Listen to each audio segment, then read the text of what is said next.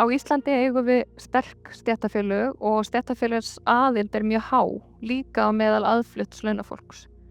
Stéttarfélögin gegna lykilhlutverki í baráttunni gegn misneytingu á vinnumarkaði og við gerum það ekki síst í gegnum eftirlitið okkar og byggt á lögum frá 2010 höfum við heimild til að fara á vinnustæði til að tryggja að kjarasamningar séu virtir.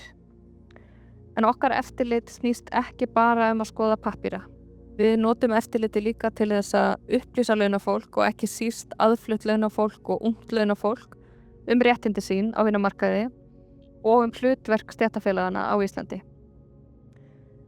Við reynum að byggja traust og búa til gott samband við launafólk og við gerum það meðal annars með því að dreifa bæklingum á 12 tungumálum.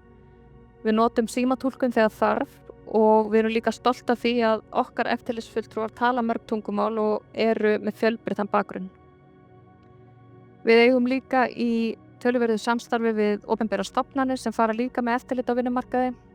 Þau hafa til dæmis aðgang að okkar skráningakerfi og þar getum við líka tilkynnt þeim frávik sem þau varða.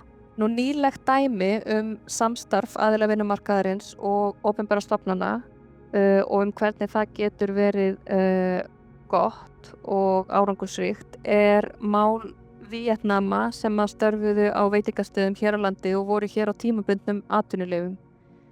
Stéttarfélögin höfðu fengið nafnlausar ábendingar nokkuð tíma starfskjör þessa fólks og við höfum farið í reglulegt eftirlit á staðina. Og þegar það kom svo að aðgerðum lögreglu þar sem að fulltrúar stéttarfélaganna tóku þátt, þá tel ég að það hafi skipt miklu máli að starfsfólkið þekkti eftirlitsfulltrúar stéttarfélaganna í sjón og við höfðum náð að byggja upp einhvers konar traust. Og ég tel að þetta hafi skipt miklu máli í að fá þetta starfsfólk til að starfa með stjórnvöldum og til þess að gefa skýrslu hjá lögreglu. Þetta mál enn í rannsókn vegna gruns mansal, peningaþvætti og ólöglega sölu á atvinnuleyfum og þessi rannsókn hefur verið kölluð ein af stærstu mansalsrannsóknum í Evrópu.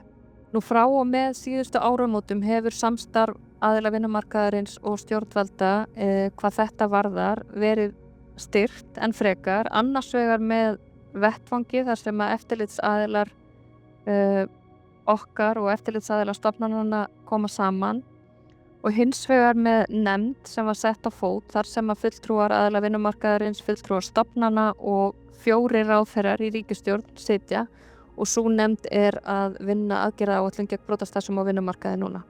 Ég tel að sterk stéttarfélög og sterk samvinna milli aðila vinnumarkaðarins og hins opinbera í baráttunni gegn brotastarfsemi á vinnumarkaði sé styrkleiki íslensks vinnumarkaðar og eitthvað sem að önnur lönd geta hugsanlega lært eitthvað af.